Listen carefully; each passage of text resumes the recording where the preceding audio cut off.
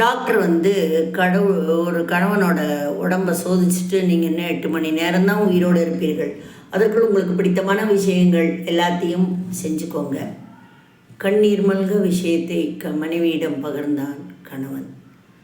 துடித்தாள் அவள்.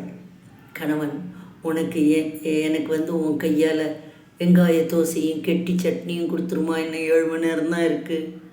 சாயந்தரம் 7 மணி. ராத்திரி சாப்பாட்டுக்கு மீன் குழம்பு வச்சு கொடுத்துருமா, நான் 5 மணி நேரம் தான் நான் இருப்பேன். சரி, வச்சு கொடுத்துட்டா.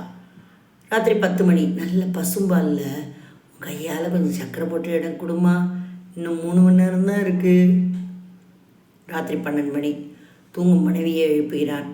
பேசாமல் படுங்க, காலையில் எழுந்தோன்னா 1000 வேலை இருக்குது. சொந்தக்காரங்களுக்கு சொல்லி அனுப்பணும், ஐயருக்கு ஏற்பாடு பண்ணணும், சுடுகாட்டில் புக் பண்ணணும், உங்களுக்கு காலையில் எழுந்துக்கிற வேலை கூட இல்லை அப்படின்னு ஒரு ஓடு ஓட்டான்.